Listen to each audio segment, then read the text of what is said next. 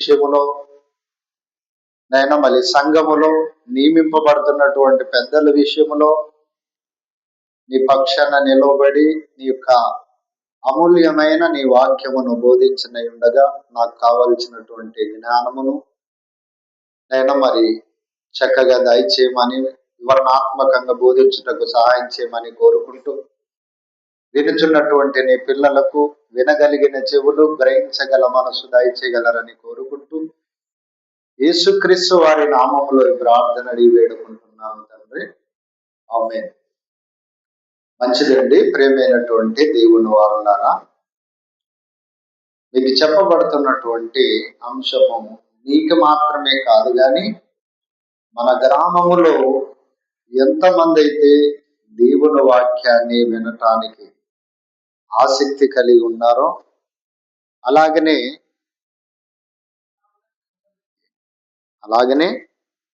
మరి వినుచున్నటువంటి మీకును ఈ సౌండ్ ద్వారా వింటున్నటువంటి వారందరూ కూడా గ్రహించవలసిందిగా మనవి చేస్తూ దేవుని వాక్యంలో నుండి చెప్పబడుతున్నటువంటి అంశ భాగము ఈ నూతన సంవత్సరంలో ప్రతి సంఘములో కూడా సంఘ పెద్దలను నిర్ణయిస్తారు.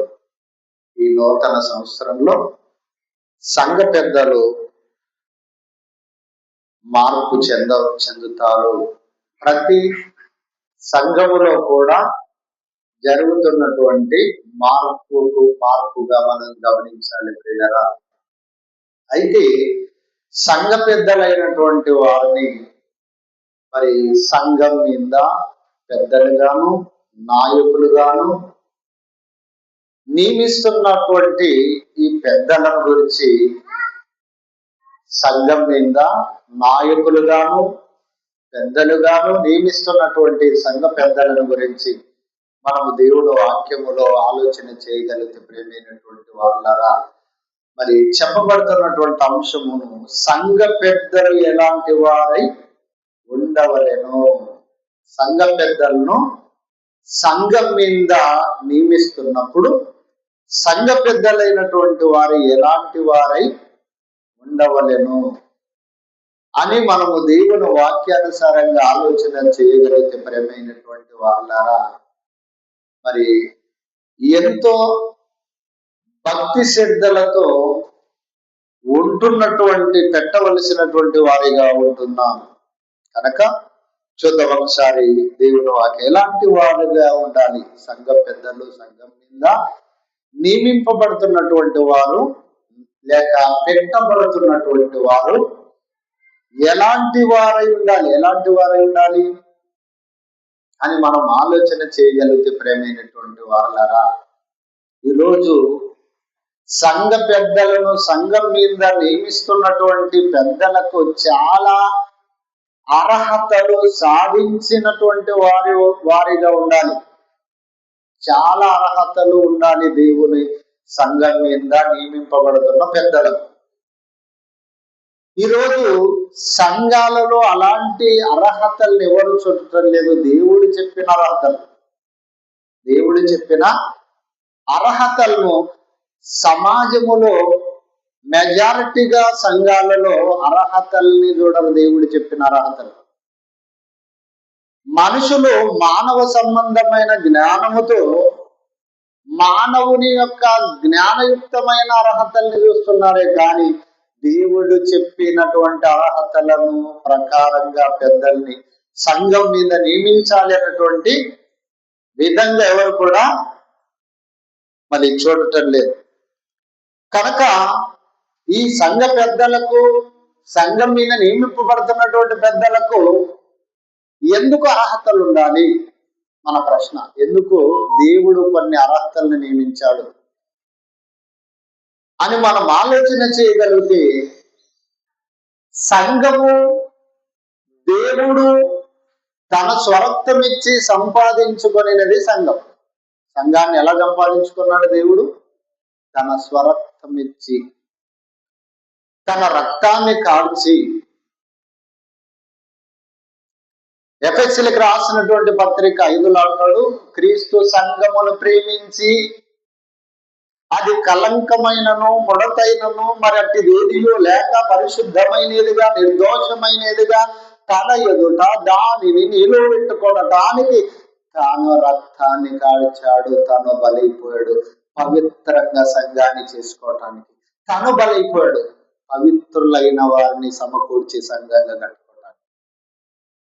కనుక అలాంటి పవిత్రులుగా ఉండేటటువంటి పవిత్రులుగా మళ్ళీ కూడికరించి ఏకీభవించి కట్టబడినటువంటి వారిపైన ఎలాంటి వారిని మీరు సంఘ పెద్దల్ని నియమించాలో, వారికి ఎలాంటి అర్హతలు ఉండాలో దేవుడు కొన్ని వేల సంవత్సరాల క్రితమే దేవుని వాక్యములో రాయించి పెట్టిన ఈరోజు సంఘాల మీద అలాంటి దేవుడు చెప్పినటువంటి అర్హతలతో సంఘ పెద్దల్ని పెట్టడం లేదు అన్నటువంటిది చింతిస్తూ బాధిస్తూ ఈ అంశాన్ని మీకు చెప్తున్నాను ప్రియమైనటువంటి దేవుని వాళ్ళారా. కనుక ఎలాంటి అర్హతల్ని కోరాడు అన్నటువంటిది మనం ఆలోచన ఇన్ని అర్హతలు మరి మనం చూడగలిగితే ప్రియమైనటువంటి దేవుని వాళ్ళారా, సమాజములో ఉన్నటువంటి పెద్దలకు కూడా ఇన్ని అర్హతల్ని దేవుడు చెప్పలేదేమో, కానీ సంఘం మీద పెట్టబడుతున్నటువంటి పెద్దలకు మటుకు ఎన్నెన్నో అర్హతల్ని దేవుడు ఖచ్చితంగా ఇలాంటి అర్హతలు ఉన్నవాడే సంఘములో నాయకుడుగా పెద్దగా నియమింపబడాలని దేవుని వాక్యంలో రాయించాడు. చూద్దాం, పేతురు రాసినటువంటి మొదటి పత్రిక, పేతురు రాసినటువంటి మొదటి పత్రిక ప్రియులరా 2వ అధ్యాయము 16 వచనాలను ఒకసారి మనం జాగ్రత్తగా ఆలోచన చేయగలిగితే చూడండి దేవుడు ఏమంటున్నాడు. పేతురు రాసినటువంటి మొదటి పత్రిక 2వ అధ్యాయం 16 వచనం, స్వతంత్రులై ఉండి దుష్టత్వమును కప్పిపెట్టుటకు మీ స్వతంత్రమును వినియోగపరచకండి. మీరు స్వతంత్రులుగా దేవుని సంఘములో ఉన్నామని, దేవుని సంఘములో మేము కూడా కానుకలిస్తున్నామని, దేవుని సంఘానికి మేము కూడా మా కష్టార్జితాన్ని ఇస్తున్నామని, దేవుని సంఘములో మేము పాలుభాగస్తులమే అని, మేము కూడా స్వతంత్రులమే అని, మాకు కూడా యోగ్యత ఉందని, మాకు కూడా అధికారం ఉందని, మాకు కూడా అన్ని చెలాయించే స్వతంత్రత ఉందని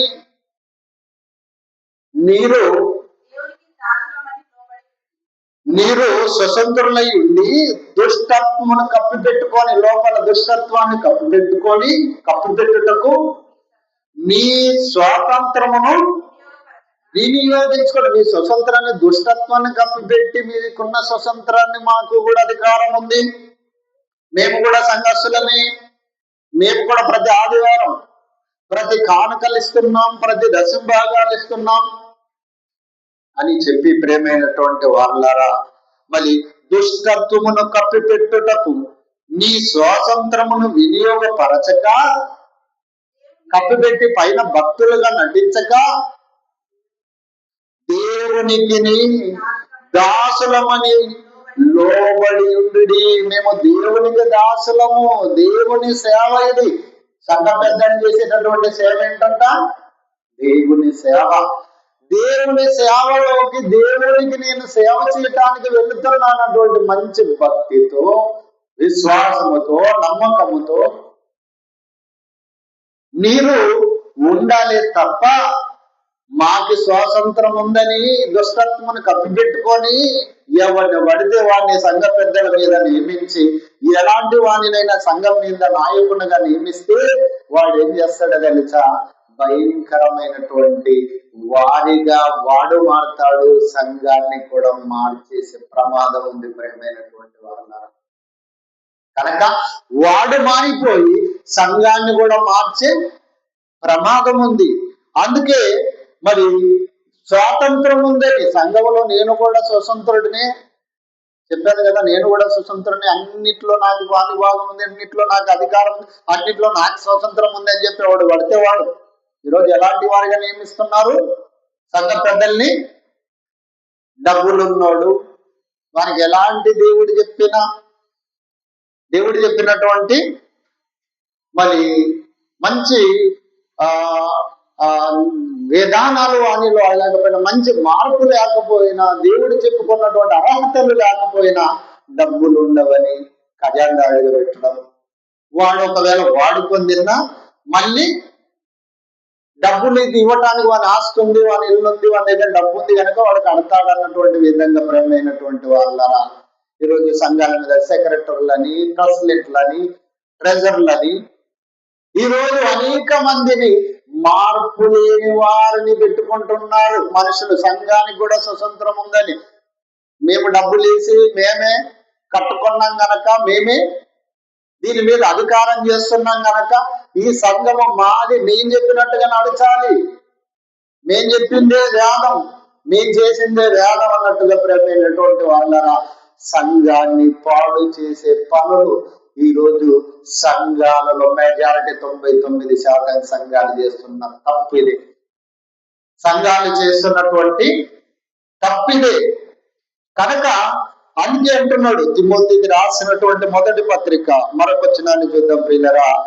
తిమోతికి రాసినటువంటి మొదటి పత్రిక, తిమోతికి రాసినటువంటి మొదటి పత్రిక మనం ఒక్కసారి ఆ యొక్క మళ్ళీ తిమోతి మొదటి పత్రిక 3వ అధ్యాయము చూద్దాము. 3వ అధ్యాయము మనము జాగ్రత్తగా ఆలోచన చేయగలిగితే 6వ వచనాన్ని చూద్దాం ఒకసారి, లేకపోతే 1వ వచనం నుండి మనకి ఇంకా క్లారిటీ ఉంటుంది.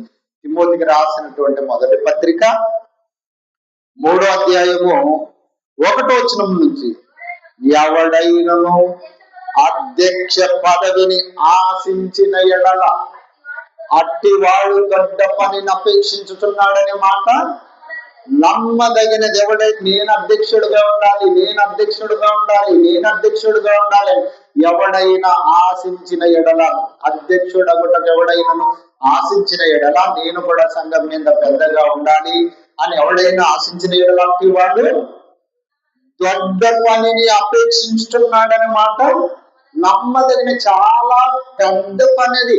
సంఘ పెద్ద అంటే ఏమనుకుంటున్నారో తెలియదు చాలా మందికి. సంఘ పెద్ద అంటే ఈ రేడియో పెట్టడం, కసులు నొక్కటం, తర్వాత దుష్టులుగా ప్రవర్తించడం, లోకములో ఉన్న అన్నిటిలో ప్రవర్తించి మళ్ళీ సంఘంలో ఉండే విధులు నిర్వహించటం, బాధ్యత ఏదో సంఘంలో ఒక గంట లేక ఒక ఆదివారము లేక వారంలో 2-3 సార్లు సంఘంలోకి వెళ్ళి 1 గంట 2 గంటల నుండి వెళ్ళిపోయేదనుకుంటున్నారు. సంఘ పెద్దల బాధ్యత నిర్వహణ కాదు ప్రేమైనటువంటి వాళ్ళరా. సంఘ పెద్ద అయ్యేవాడు, మరి సంఘ పెద్ద కావాలని అధ్యక్షుడగు వాడు దొడ్డ పనిని అపేక్షిస్తున్నాడనే మాట నమ్మదగిన. అధ్యక్షుడగు వాడు మంచి, మరి దొడ్డ పని అంటే చాలా పెద్ద బాధ్యతది, కష్టమైనది. సంఘములో 100 మంది ఉన్న 100 మందిని నడిపించి ఒక దిక్సూచిగా నువ్వు దేవుని నడిపించడం అంటే లోకంలో కాదు, లోక ఆచారాలు, లోక పద్ధతులు, లోక ఇష్టాలతో కాదు. 100 మందిని లేక 200 మందిని, 500 మంది, 1000 మంది ఉన్న సంఘంలో సంఘ పెద్ద మాదిరికరంగా ఉండాలి. మాటలో గాని, పాటలో గాని, ప్రవర్తనలో గాని, సత్క్రియలలో గాని సంఘ పెద్ద దిక్సూచిగా ఉండాలి సంఘానికి. అందుకే చెప్తున్నాడు, అధ్యక్షుడు వాడు ఎవడైనా అధ్యక్ష పదవిని ఆశించినట్టు వాడు దొడ్డ పనిని అపేక్షిస్తున్నాడని మాట నమ్మదగినది అంటాడు. అలాగని అదే 3వ అధ్యాయం 7వ వచనాన్ని చూద్దాం ప్రియులారా. 6-7 వచనాలను చూద్దాం. 6-7 వచనాలు. కనుక సంఘ పెద్దయ్య వాడు ఎలా ఉండాలో చెప్తున్నాడు. అతడు గర్వాంధుడై అపవాది గర్వించింది ఒకనాడు. ఎక్కడ? దేవుడి దగ్గర పరలోకములోనే దేవుని మీద తిరుగుబాటు చేసి నేను కూడా దేవుని కంటే తక్కువని కాదన్నటువంటి గర్విష్ఠుడిగా మారిపోయాడు అపవాది ఒకనాడు పరలోకంలో. కనుక అతడు గర్వాంధుడై అపవాదికి సాతానుకు కలిగిన శిక్షావిధికి లోబడకుండానట్లు సంఘములోకి కొత్తగా చేరిన వాడిని సంఘ పెద్దగా నియమించకూడదు. సంఘములో కొత్తగా చేరిన వాడిని, సంఘానికే రాడు వాడు సంఘ పెద్ద. ఈరోజు ఏం చేస్తున్నారు సంఘాల్లో? వాడు సంగతి సంవత్సరం రాబోతుంది కనుక కొంతమంది ఎలా ఉంటారంటే 2 నెలలకు 3 నెలలకు 5 నెలలకు ముందో పండగకి, లేక నెలకు ముందు, వారానికి ముందో చర్చికి వస్తే వాడిని ఏం చేస్తాడు తెలుసా? నువ్వు సంఘ పెద్దగా ఉండని ఆమోదిస్తున్నారు. అలాగని ఇతడు కూడా నేను సంఘ పెద్దగా ఉండాలని ఆశ కలిగి మరి సంఘానికి వెళ్ళిపోతున్న వారు ఉన్నారు. ప్రేమైనటువంటి వారు కనుక సంఘానికి కొత్తగా వచ్చిన వాడిని సంఘ పెద్దలో పెట్టకూడదు. సంఘానికి కొత్తగా అంటే ఎంత? ఒక వారం కావచ్చు, నెల కావచ్చు, సంవత్సరం కావచ్చు. సుమారుగా బైబిల్ ప్రకారం 3 సంవత్సరాల సంఘంలో అన్నిటి విషయంలో మరి అనుభవపూర్వకంగా ఉండాలి. సుమారుగా అంటే కూడా 3 సంవత్సరాల సంఘానికి వచ్చి సంఘములో జరుగుతున్న ప్రతి కార్యక్రమాలను చూచి గమనించి గ్రహించుకున్న వాడై ఉండవలెను. భక్తి విషయములో, మరి నీతి విషయములో, యథార్థత విషయములో పాల్గొనినటువంటి వాడి వలె ఉండాలి.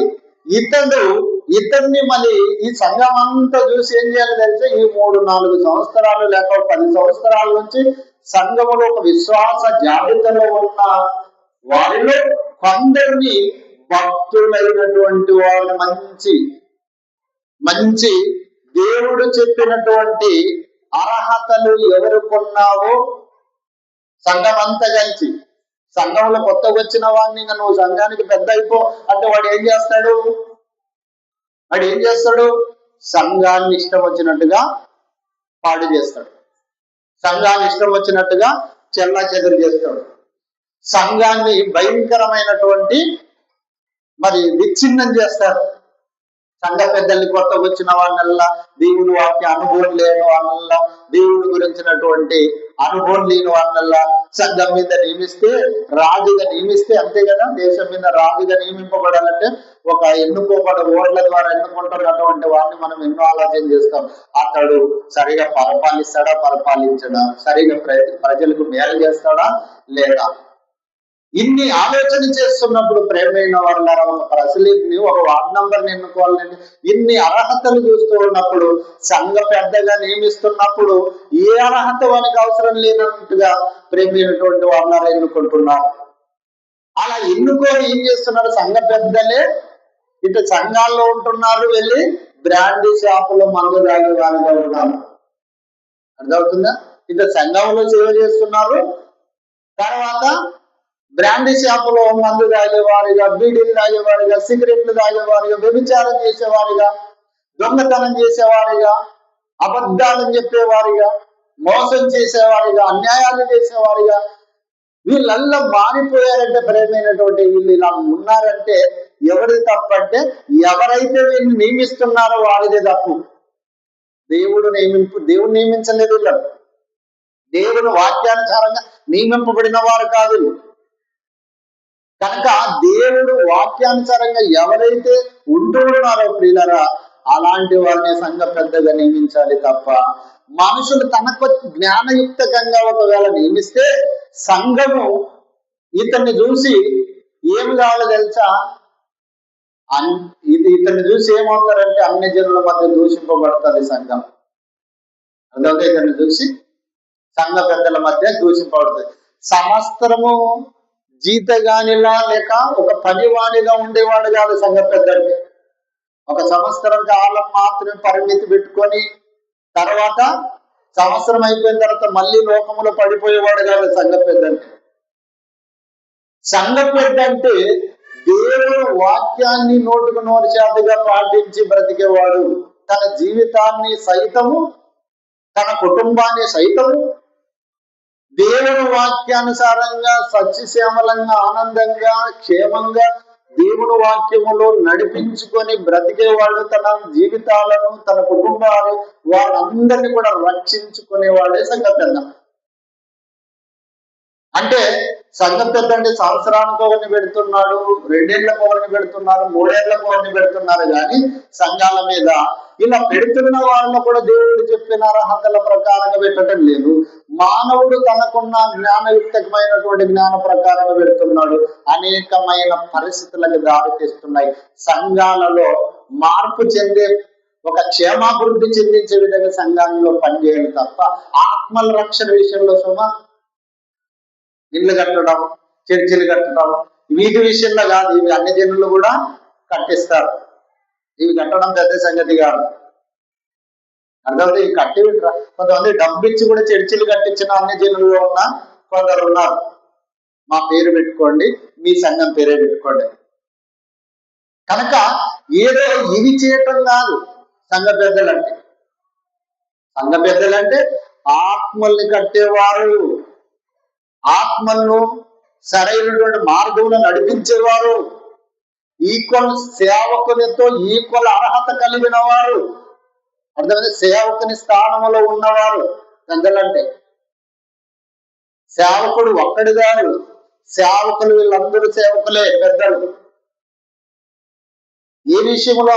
ఆత్మ సంబంధమైన వాక్య ప్రకారంగా నడిపించే విషయంలో ఈక్వల్ గా సేవకునితో పనిచేసేవారా ఉండవలసిన వారిగా ఉన్నారు. చూడండి, వీళ్ళకి అర్హతని దేవుడు ఏమేమి చెప్పాడు చూద్దాం. ఇంకొన్ని వచనాలు, 6వ వచనాన్ని చూసి చదివి కదమ్మా. ఏమన్నాడు? అతడు మరి కొత్తగా సంఘములోకి చేరిన వాడై ఉండకూడదు. ఒకవేళ అతడు కొత్తగా చేరిన వాడై ఉంటే వాడు ఏం చేస్తాడు? అతడు గర్వాంతుడు అవుతాడు. ఎవరు ఏం చెప్పినా వానికి అర్థం కాదు, దానికి వాక్యం చెప్పినా అర్థం కాదు. వాక్యంలో ఏముందో హెచ్చరించినా కోపపడతాడు, ద్వేషిస్తాడు, హేళన చేస్తాడు, దూషిస్తాడు, గొడవలు చేస్తాడు. కనుక ఇలాంటి వారిని సంఘ పెద్దగా నియమిస్తే కొట్లాడే వారిగా మిగిలిపోతారు కానీ మంచి వారిగా మారలు అన్నటువంటిది తెలియపరుస్తూ 7వ వచనం. మరియు అతడు నిందల పాలవుతాడు. గర్విష్ఠుడు అయినప్పుడు ఏమవుతాడు?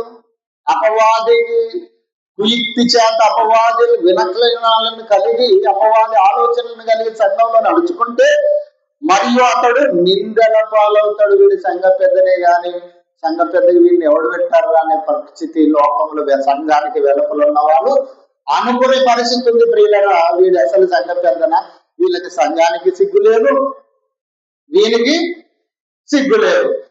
కనుక సిగ్గు లేని వారు తయారైపోయారు. కనుక ఇలా అన్య జనుల చేత సంఘానికి వెలపట్టుగా ప్రార్థనకి రాని వారి చేత కూడా తిట్టించుకొని, దూషించుకొని, హేళన చేయించుకొని పరిస్థితుల్లోకి వచ్చే ప్రమాదం ఉంది ప్రేమైనటువంటి వారులారా. కనుక మళ్ళీ అతడు నిందల పాలై అపవాది సాతాను ఉరిలో పడకుండానట్లు సంఘమునకు వెలుపటి వారి చేత మంచి సాక్ష్యము పొందిన వాడు ఉండవల్ల. సంఘములో ఉన్న వారికి మాత్రమే కాదు, సంఘములో ఉన్న ఇతని గురించి ఎవరు సంఘ పెద్దగా నియమించుకోవాలని సంఘము ఉపవాసం ఉండి ప్రార్థన చేసి దేవుణ్ణి అడిగి, ప్రభువా ఈ సంఘం మీద పెద్దగా నియమించడానికి మరి మేము ఎవరిని నిర్ణయించుకోవాలి అని ప్రార్థన చేసినప్పుడు సంఘానికి అంతటికి ఏక మనసు, ఏక తాత్పర్యం, ఏకాభిప్రాయం, ఫలాని వాడైతేనే సంఘాన్ని బాగుగా నడిపిస్తాడు అన్నటువంటి ఒక ఏకాభిప్రాయం రావాలి. ప్రేమైనటువంటి వాళ్ళ వారికి ఉపవాసం ఉండి వారి కొరకు ప్రార్థన చేసి వారిని సంఘ పెద్దలుగా నియమించాలి. కనుక సంఘమునకు వెలుపటి వారి చేత మంచి సాక్ష్యం పొందుకొనిన వాడై ఉండాలి. ఎవరిని సంఘ పెద్దగా పెట్టాలి అంటే సంఘములో ఉన్న వారి చేత కూడా మంచి సాక్ష్యము పొందుకొనిన వాడై ఉండాలి. ఏ సాక్ష్యం? చూడండి, సాక్ష్యం అన్నాడు కదా. ఏ సాక్ష్యం? సంఘం వెలుపటి వారంటే సంఘానికి రాని వారు మంచి సాక్ష్యం కలిగి ఉండాలి ఈ సంఘ పెద్ద పట్ల. సంఘములో ఉన్న వారు కూడా మంచి సాక్ష్యం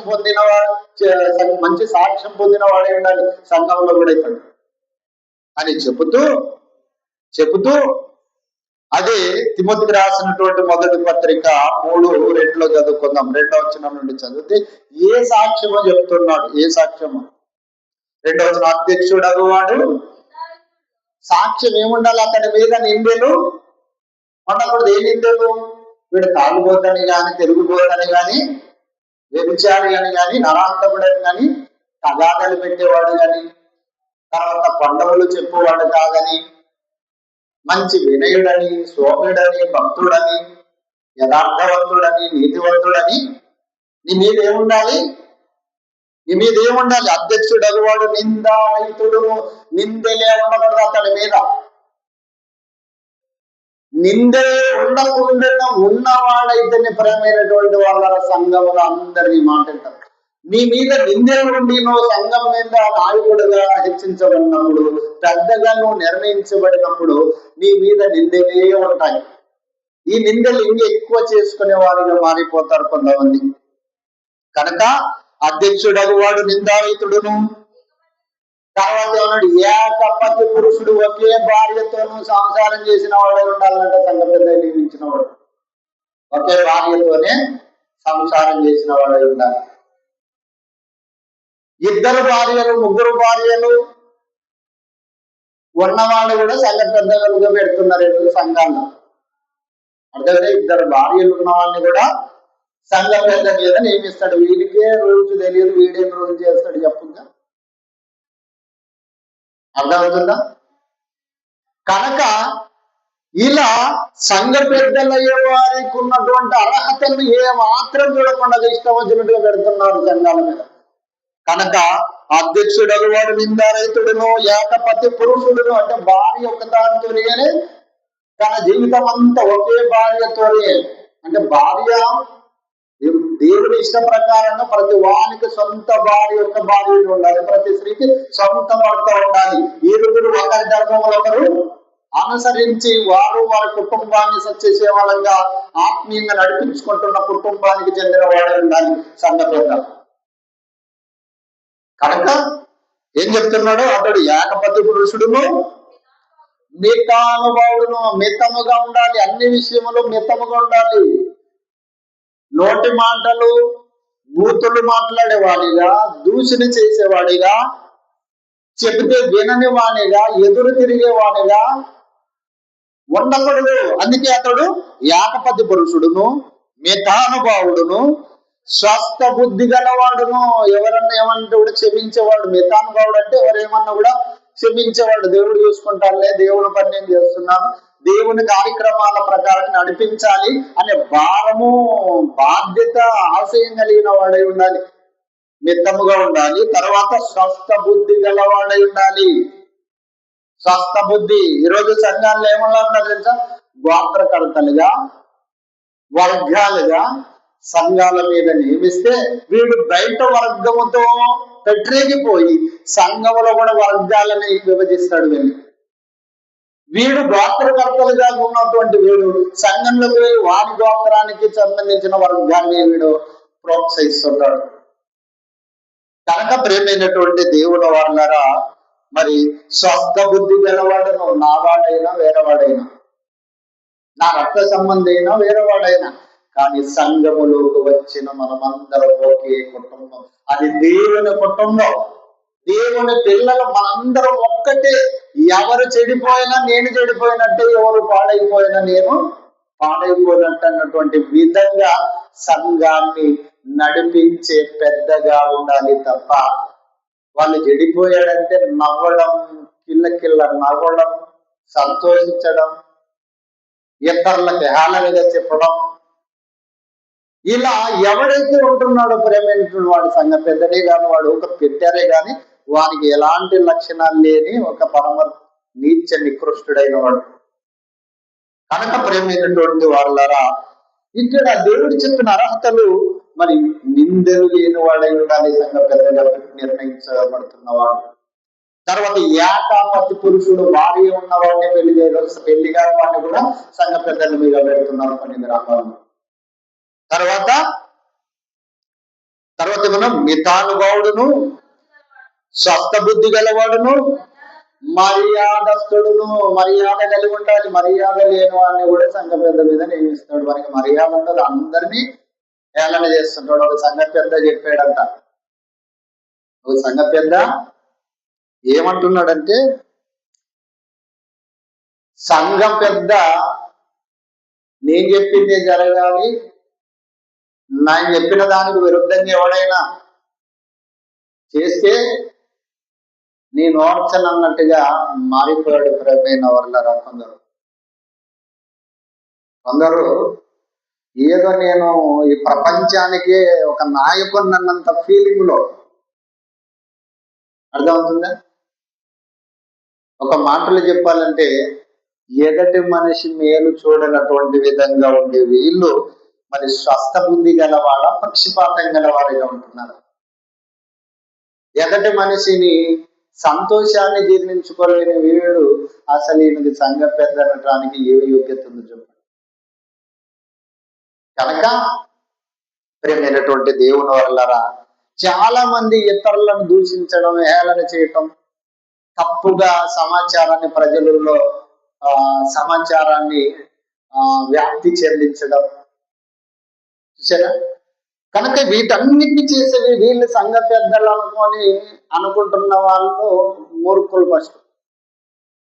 వీళ్ళు ఏదంటే సంఘాన్ని అడ్డు పెట్టుకొని దాని యొక్క దుష్ట క్రియలు, అందుకే చెప్పాను కదా మొదట, మాకి స్వతంత్రం ఉందని దుష్టత్వాన్ని కప్పిపెట్టుకొని సంఘం మీద నాయకులుగా ఉంటున్నారు. స్వతంత్రత ఉందని, నీకు స్వతంత్రత ఉండొచ్చు, నువ్వు డబ్బులు ఇచ్చిండొచ్చు, లక్షలు ఇచ్చిండొచ్చు, నువ్వు దేవుడి కొరకు ఎంతో సహాయం చేసిండొచ్చు, పరిచర్య, అయితే నీకు దేవుడు చెప్పిన అర్హతలు లేకపోతే నువ్వు ఒక సామాన్యుడవే, నువ్వు నేర్చుకోవాల్సిన వాడవే.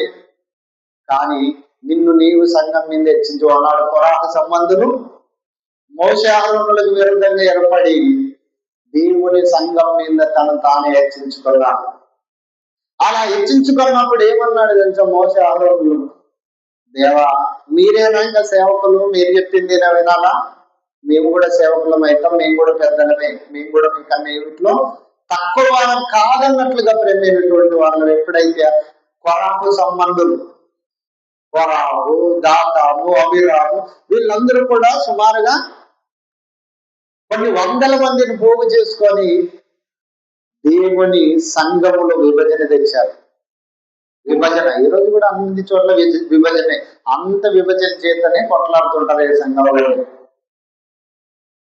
కనుక ప్రేమైనటువంటి ఇలా ఎప్పుడైతే విభజన తెచ్చారో దేవుడు కన్నెర్ర చేస్తాడన్నటువంటిది వీళ్ళకి తెలియదు.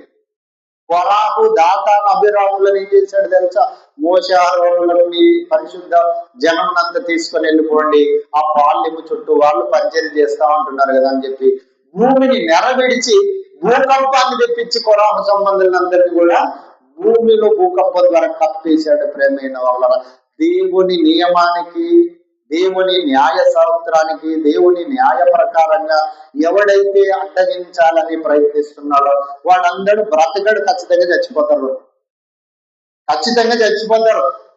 ఎందుకు చెప్తున్నామంటే వాళ్ళు ఎవరికి అడ్డొస్తున్నారో తెలుసా? దేవుని నియమానికి అడ్డొస్తున్న వారు.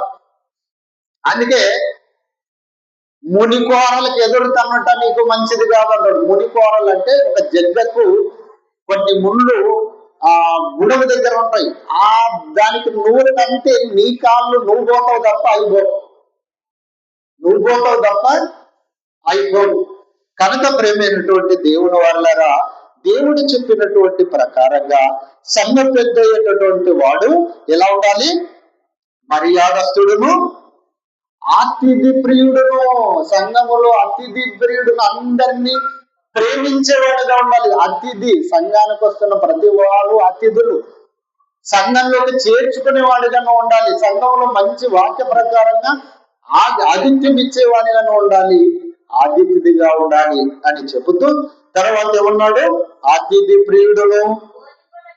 అతిథి ప్రియుడు చాలా ప్రేమ కలిగి ఉండాలి. నువ్వు సంఘంలో చాలా ప్రేమ, ఎవరు ఏమన్నా ప్రేమ కలిగి ఉండాలి, మృదువర్గం కలిగి ఉండాలి, దయాగుణము కలిగి ఉండాలి, క్షమాగుణం కలిగి ఉండాలి అని చెబుతూ ఏమన్నాడు? బోధింపదగిన వాడై ఉండవలను, బోధింపదగిన వాడై ఉండవలను, వాక్యాన్ని బోధించేవాడై ఉండాలి. సంఘ పెద్ద వాక్యం అంత తెలిసిన వాడై ఉండాలి సంఘ పెద్ద. ఈరోజు సంఘ పెద్దలకు వాక్యమే తెలియదు. ఈరోజు సంఘ పెద్దలకు వాక్యమే తెలియదు, బైబిల్లో ఏ వచనం ఎక్కడుందో తెలియదు, ఏ మాట ఎక్కడుందో తెలియదు, ఏం అర్థం వస్తుందో తెలియదు. ఏం తెలియకపోయినా తీసుకొని వచ్చి సింహాసనం మీద కూర్చోబెట్టినట్టుగా ప్రేమ. పిచ్చోనికి తుపాకీ ఎవరికి పెడతాడు? ఇచ్చినోనికే పెడతాడు.